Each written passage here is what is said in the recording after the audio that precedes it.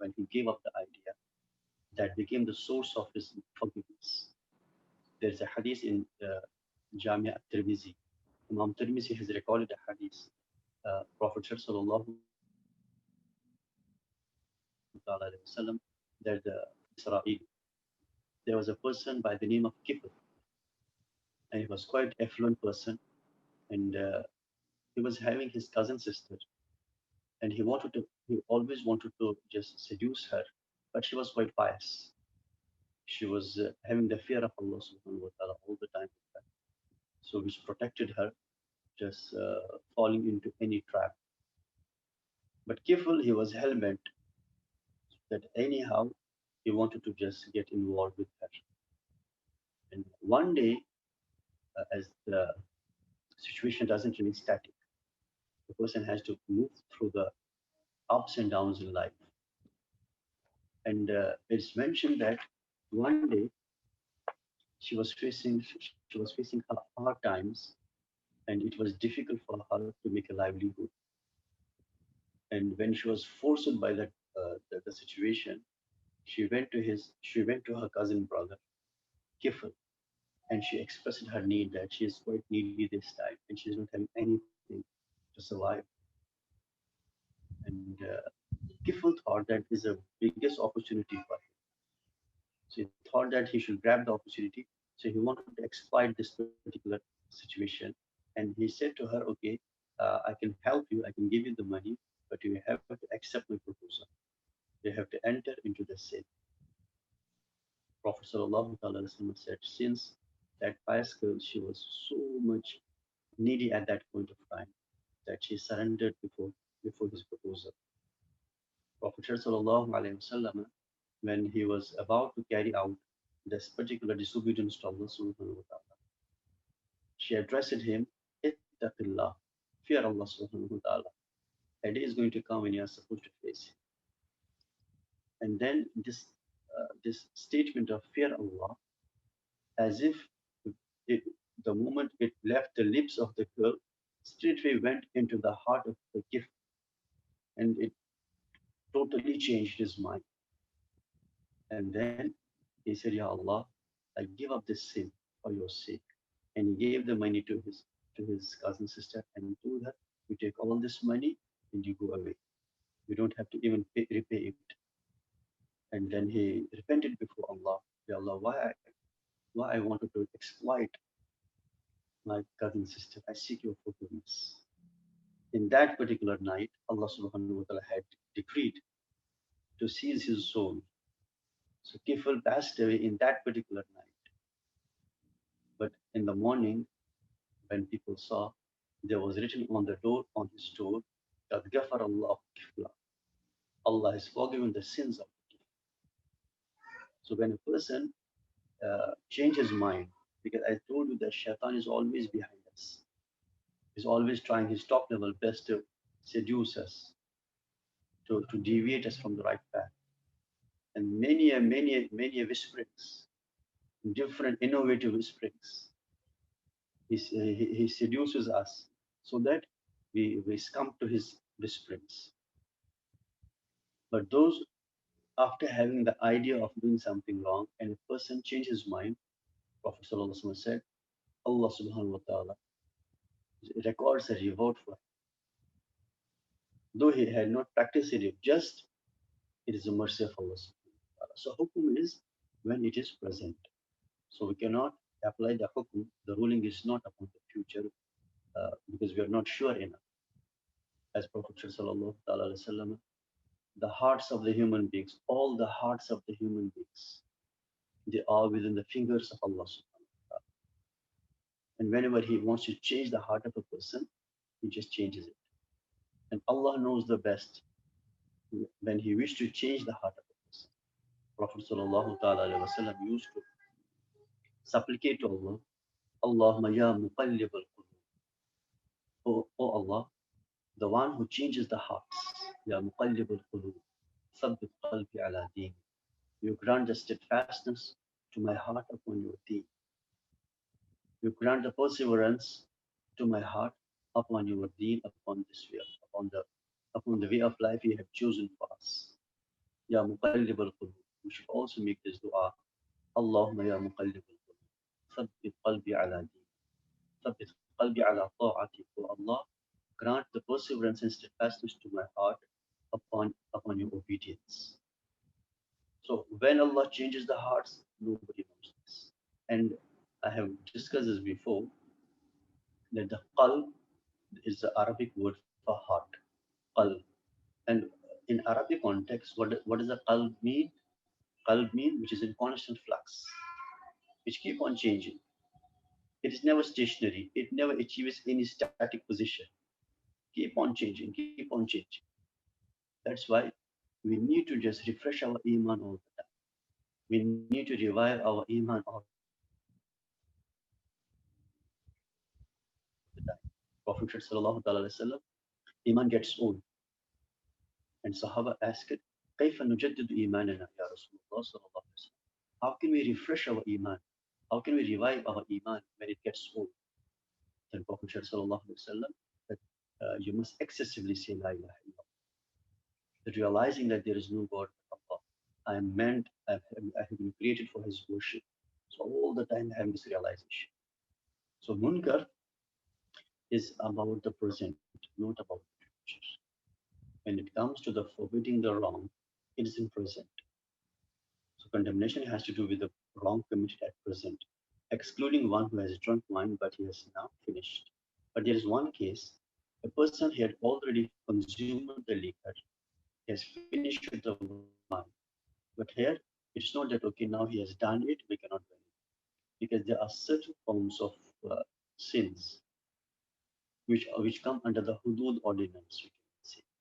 Hudud means its punishment is already specified by the Sharia, be it adultery or killing an innocent human being or stealing or robbery or the consumption of liquor.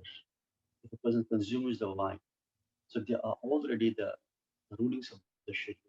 But again, who is entitled to award this punishment? It is not an individual person, even it is not an organization. It is the Islamic government who is entitled to award the punishment for these specific ordinances, these hudud ordinances. And no any single individual is allowed to do it. However, yes, we can just build a social pressure upon a person so that he avoid that particular sin. For example, we can have the social boycott with that particular person so that he realize the wickedness of that evil. Otherwise, if a person is committing the evil and still we respect him, so he don't feel that he's doing something wrong.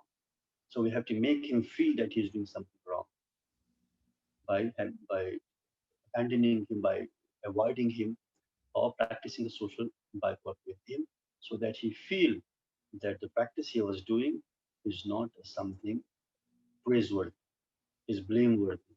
He should feel the suffocation in his own environment, so that this help him to avoid that particular sin. So there should be no any personal animosity or grudge against a person. As Imam Shafi says, Rahimahullah, hate the sin, not the sinner. So we should have the immense hatred towards the sin, but at the same breath, we must have the sympathy for the sin, for the sinner. So if a person has finished his, we cannot say the norm, we cannot, in order to admonish him, in order to make him not to practice this in future, not to repeat that particular evil.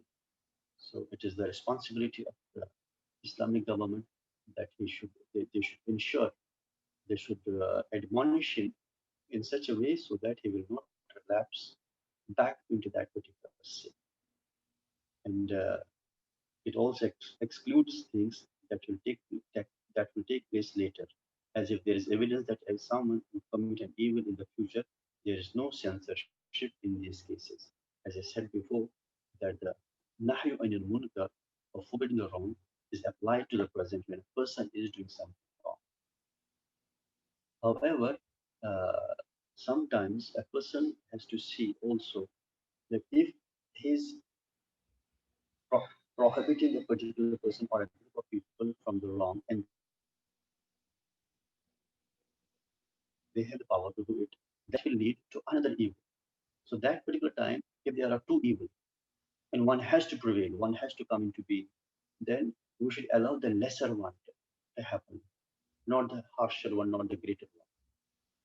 Are you getting the point? If there's no way one of the two evils has to prevail. Pardon? Anybody saying anything?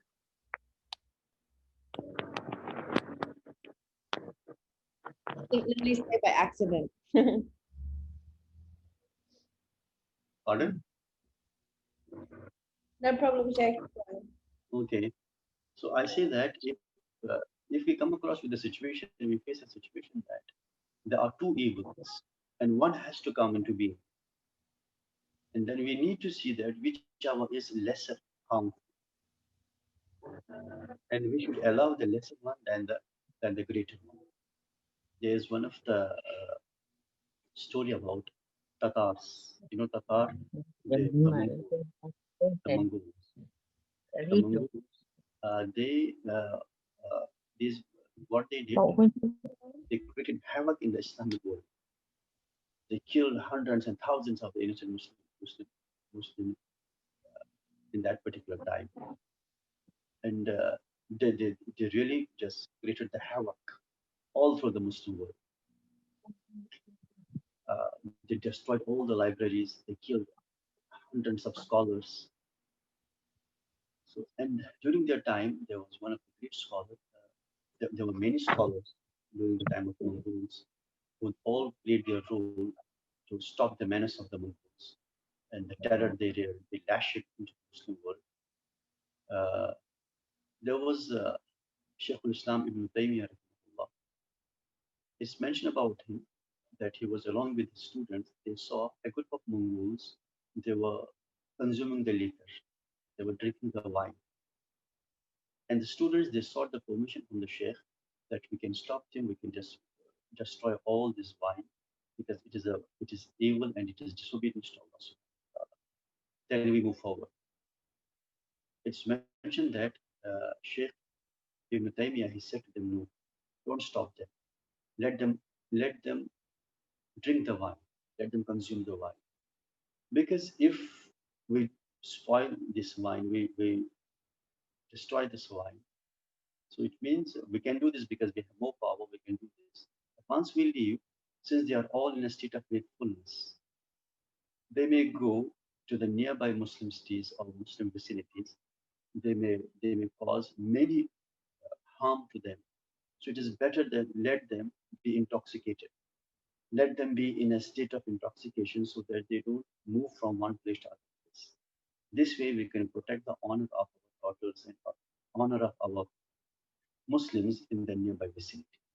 So it means if a person feels that the situation demands that one evil has to prevail, then a person must allow. Firstly, we should try our top level best, not allow it at any cost. But as a last resort, if there is no any option left with us except that one of the two will happen, then is a lesser one we should let to happen, or we should let to be prevailed. So the wrong should decisively be condemned without any further consideration. If a person has completed consumed his wine, and then we should not share, we cannot do anything. No, we should ensure each and every sort of blame, every sort of reprimand, every sort of this scolding and censure, so that the person feel that he did wrong. We should ensure that we should in no way encourage any person who has committed any evil.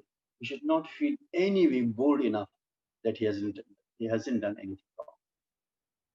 It's the responsibility of one and all. Despite the fact, if a person is also doing the same sin, if a person is also practicing the same sin, but when he sees others practicing that, he must express his anger, or he must express his unwillingness to accept it. As we discussed in our last session, Sayyidina Anas ibn Malik, Sayyidina Anas radiallahu anhu, he says, قلنا يا رسول الله صلى الله عليه وسلم. We said to the Prophet صلى الله عليه وسلم, لا نأمر بالمعروف حتى نعمل به كله. Won't we practice, won't we enjoin the good, won't we command the good which we have not entirely practicing on our part? ولا ننهى عن المنكر حتى نجتنب كله. Won't we forbid a person from practicing a wrong which on our part we have not avoided or given up in its entirety? So if a person is not doing a particular good deed, does it mean that he should not command others to do that particular good deed? A person is, for example, a person not practicing the salah. Does it mean that he should not command others to practice the salah? He should. Even if he's not practicing the salah, he lacked that particular good deed, but he should enjoin others to.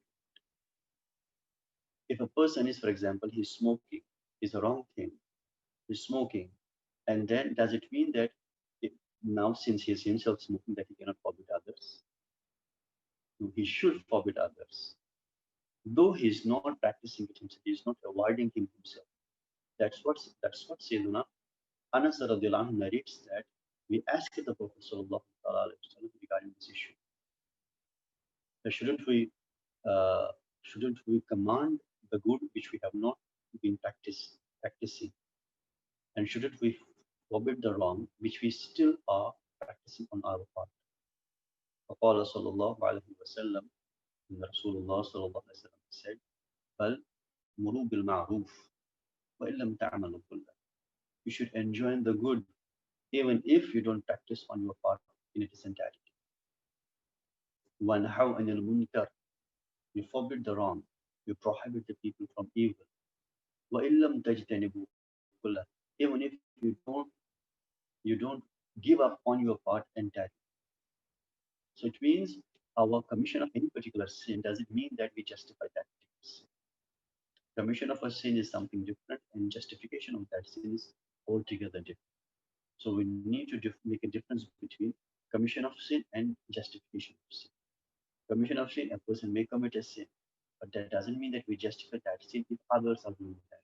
You let them do because I'm also doing this. We should always say, we should always call the bad as bad, the evil as evil, even if we are practicing that. That's what is Imam Ibn Qudamah says the wrong should decisively be condemned without any further consideration. We should always say wrong is wrong, evil is evil. Evil can no way become the good deed. As the good deed can no way become the evil, so the evil can no way become the good deed. So we need to uphold these scales of the Sharia. As far as the ahkam of the Sharia, we have to believe it the way it is, not the way we practice it. We have to uphold the scales of the Sharia. And we have to believe in it the way it is, not the way we think about it or the way we practice it. And then the third, the wrongdoer, it is sufficient that he be a person. It doesn't matter if he is legally responsible or not. As we have already elaborated in respect to censuring a child and an insane person. So as long as it's a person, it's our responsibility to stop it. However, there are, we can say, because during the time of Imam Ghazali rahimahullah, or Imam Qudamah rahimahullah, at that point of time, there was no concept of modern day electronic gadgets. So that's why Imam Ghazali or Qudamah, uh, he also let it intact the same passage from Imam Al-Ghazali that the wrongdoer, it is sufficient that he be a person, that he must be a person, because it is a person who can practice a particular deed, or who can practice a command, or who can practice also a prohibition. Is a person itself. So it means the hukum is connected to the person. Hukum is connected to the person.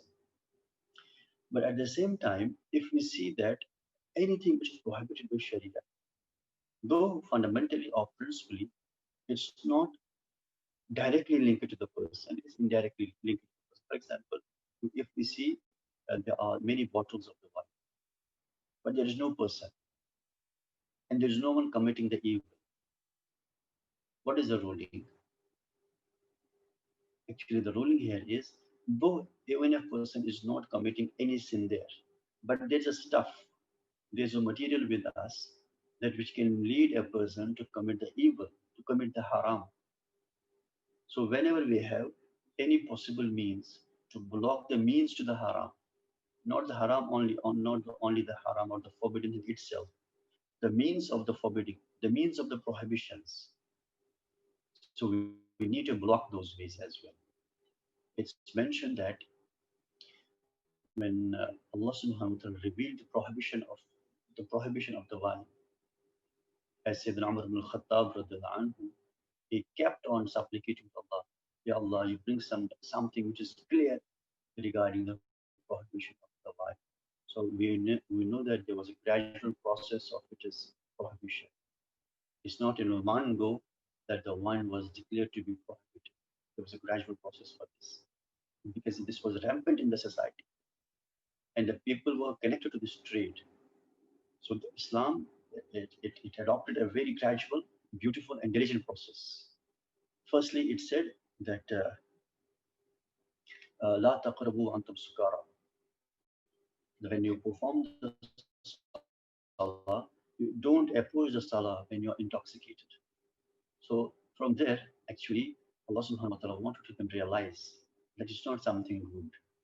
So the first step was to make them to ensure because this was quite rampant in the society. And nobody realized it now it is something wrong.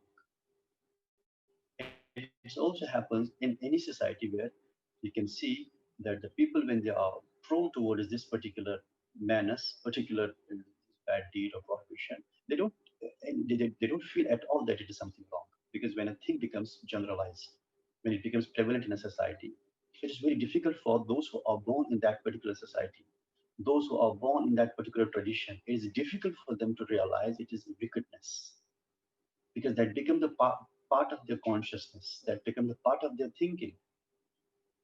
If a person is raised, he is born and brought up in a specific environment in which everybody is drinking the wine and there's a free the mixture or mixed up of the male and female. So a child who is born in that particular setup, so his mental orientation is set in a way that he never feels that it is wrong, or we can say that his natural disposition is being manipulated in such a way. So the person feels, what's wrong with this? Okay, if what if a person is taking in small amount without knowing Allah, devotion to Allah, making the sacrifice of nafs for Allah, when a person is not aware about this particular way of life, is a complete perfect way of life, and a person is totally unaware about it. So they feel, okay, it is just dogmatic thinking, it's conservative thinking. Actually, their own mental orientation has been set in such a way. They don't see anything wrong in that.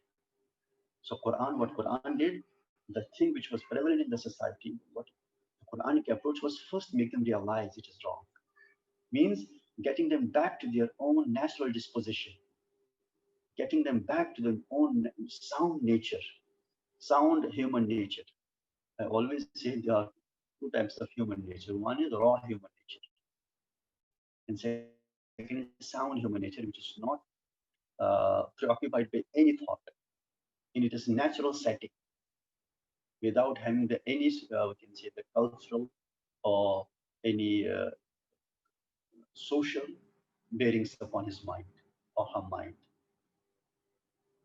As long as a person's nature is sound and safe, it is not. There's no infiltration on the part of the culture, on the part of the particular society, social order. A person's fitrah is all inclining, getting it is passionate to find the truth and to get closer to its creator. But unfortunately, it's our social settings and social order and our own cultural settings which which help a lot to a larger extent to make up our mental orientation. So in the Arabian society, the people were born in that particular setting that they never saw anything wrong in the wine. And even uh, they would feel that it is some way it is good because when a person would drink the wine, he lost his mind, then he would also spend some money among the poor people. Then Quran addresses it to this point at the second level. The first level, La taqrabu wa antum sukara. Don't approach the salah while you are in an intoxicated form, where you are intoxicated. So people begin to realize, okay, if a person wanted to have the want to drink the wine, now the time of salah was quite near. He said, no, I think not. So this is something. This is how Sharia brought them back to their own natural disposition. And then the second thing, okay, naf'uhuma. Uh, Allah subhanahu wa ta'ala said that it is benefit is less, it is harm is more. How was it beneficial? Because it helped for those who sold it to earn the money, those who prepared it to earn the money. This was a little, Quran also says there is a little benefit in it, but there is great harm. What is great harm? It disrupts the society. It breaks up the families together. It makes the people unaware of their responsibilities towards the families. And when the head of the family is taking the wine, and he is usually the number of the people in a society is poor, who are more in a society, when whatever they earn they spend on the wine, so they cannot fulfill the responsibilities of the families. And we have seen that many families shattered this way. And then the female folk of the many families are forced to do something wrong because they don't have anything to eat, they don't have anything to survive. So that's why Prophet ﷺ said, wine, Ummul Khaba'ith, which is mother of all evil. Ummul Khaba'ith is mother of all evil, the wine. And then the second stage was, okay, it is benefit is less, but it is harm is more. So it is benefit is okay, you can it may help a few people, or those who are connected to this industry, they may earn a profit, but its harm is more great. Its harm is greater because it destroys the social order. When a person is senseless, then he can do anything. There is no difference between him and he cannot make a difference between the lawful and the unlawful. Then the third hukum came that it is totally forbidden. It is totally forbidden. So there was a gradual process of forbidding the wine. And so we were discussing about that whatever is evil, first of all, we are supposed to uphold that it is evil. And then uh, the sufficient that, yes, I was talking about the things and the person. As far as the thing is concerned, though there's no one, for example, we come across with a few bottles of the wine. We find there are few bottles of the wine. So what should be our approach? We should not think, okay, there's no person, nobody is practicing the evil. The presence of that stuff which help a person to commit the evil requires itself to remove it, to destroy it. And now in our modern day, there are many such things that we should try our top level best, but there are many things which we cannot do at our own level, but at the governmental level, they need to be done, especially in our social media sites. Uh, it has spoiled the biased thinking of people, especially our younger generation, our audience. So such a vulnerable, or we can say, the destroying contents are being shared, and this should have been stopped at the governmental level. That we don't allow the specific sites or don't allow specific content, and they should have taken the measures for this. So it is the responsibility of the government to come forward regarding such issues where an individual or simple organization cannot do that. If there are many things which can mislead the people, which can take them from the right path to the worship of the nafs. All those ways have to be blocked. But again, I say that Sometimes it is within the capability of an individual. For example, within the family head must ensure that there is no any content given to the children that will spoil their upbringing, that will spoil their mental structure, especially the mind orientation. And at the social level, undoubtedly, we cannot do it, we cannot stop of our own, but then we need the governmental intervention. And the fourth, the act of religious censorship, and it commands 8 degrees.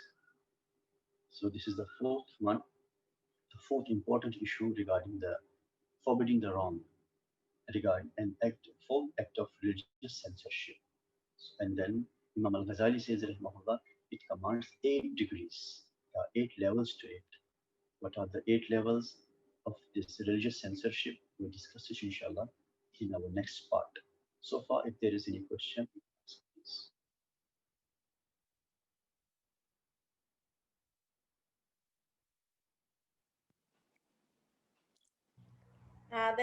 You guys got any questions? They're all on mute. Yeah. Can you hear me? Yes, very properly. Okay. Very controversial question. We are in Surah Al-Mulk, is it that we are created in this world? In Allah created us and put us in this earth so that He could test whoever is the best amongst us in terms of our taqwa, our deed. And in order to do that, He gives us all sorts of tests so that if we pass, we will be successful in the hereafter. Among those tests is He created. Am I right to say that among those tests is that He created shaitan? Shaitan for the sole purpose of misleading us so that He can test us. Therefore, is it right to say that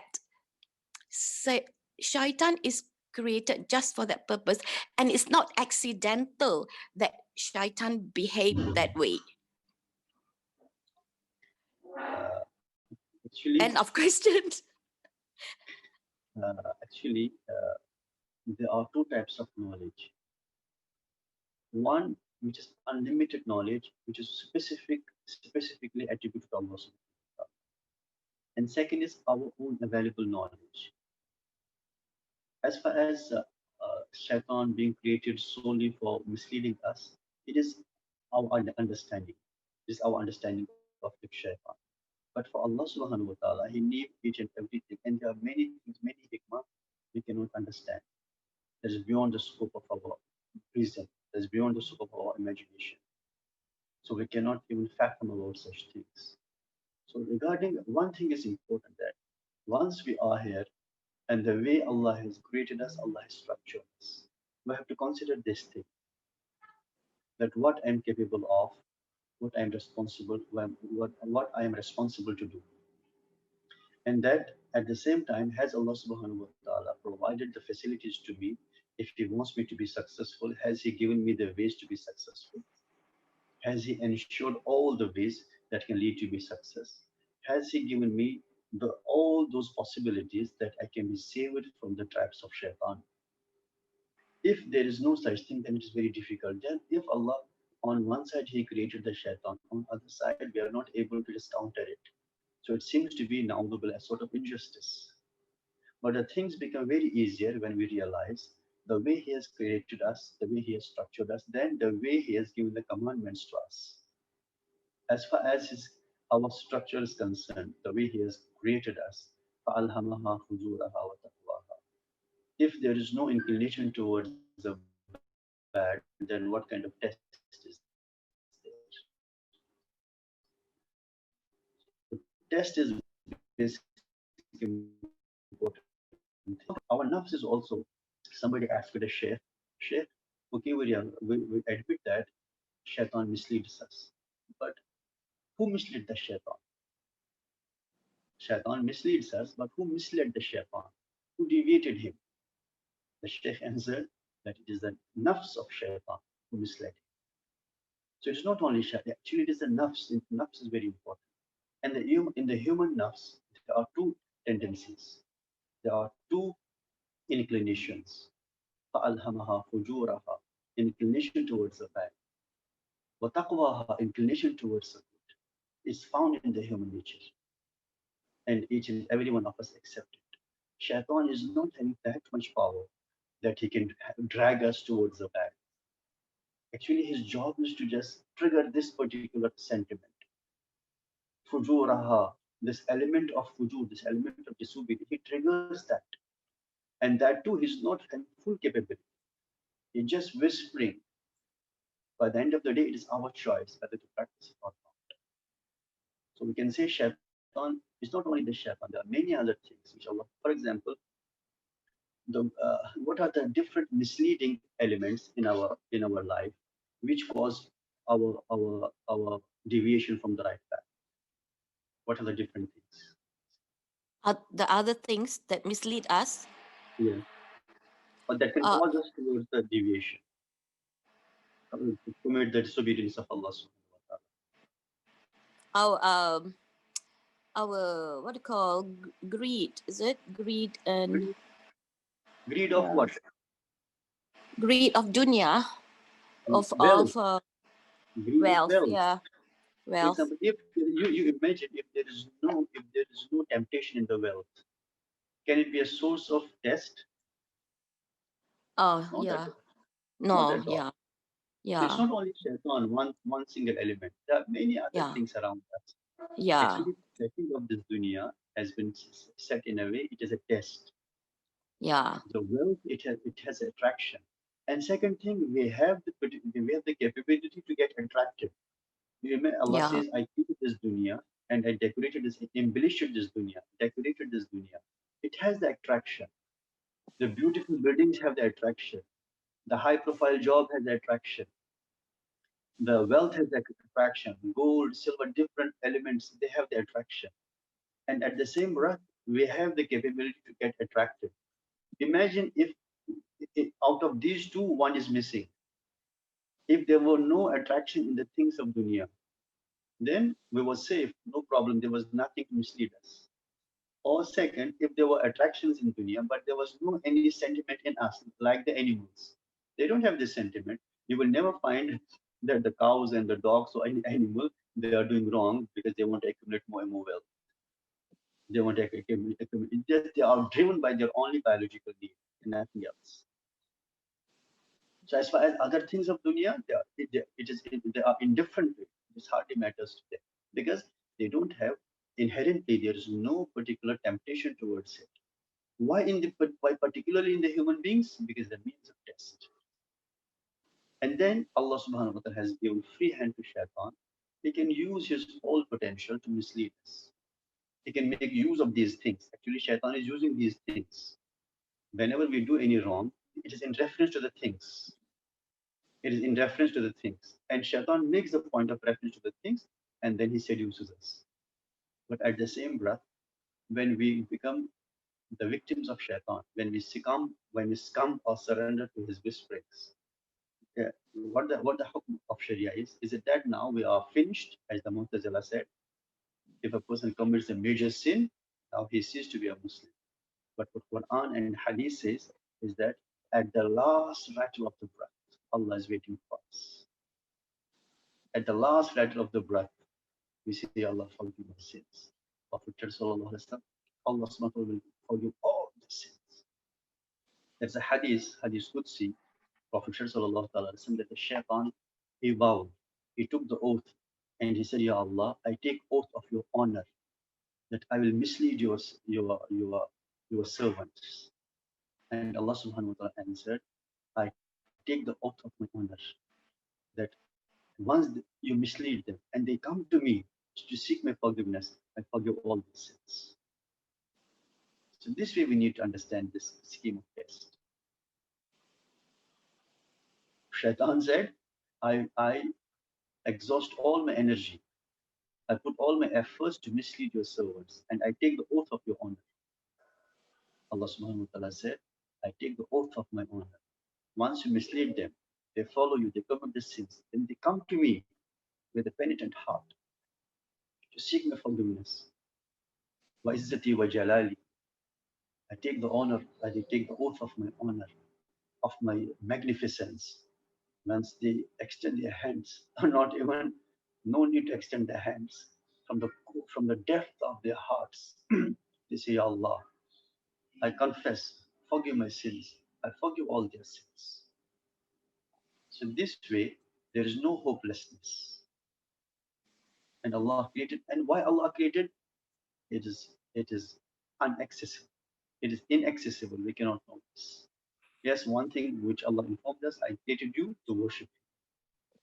That what was the other requirements that made Allah to create Iblis and us is His hikmah, which we cannot understand, which is beyond the scope of our reason. So what we understand, what we can fully rationalize is that we are here for a test, and there are all the means of test, and then there are the things which we are required to do, and then if we do it, this again beneficial for us in dunya and in the akhirah. And if there are certain things which are required to be stayed away from, which are prohibited, we need to stay away from the prohibitions. And commission of those prohibitions is harmful for us in dunya, also in the akhirah. So the full package, we can say this simply, the full package welfare of a human being is in observing the commandments and staying away from the prohibitions. This ensures his ultimate success in dunya and ultimate salvation. Hope I addressed the question. Yeah, thank you. Thank you, Sheikh.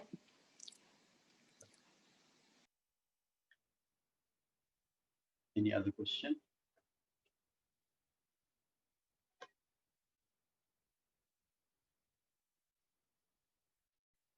Jazakumullah khairan. We will have a short break, then inshallah we'll move forward.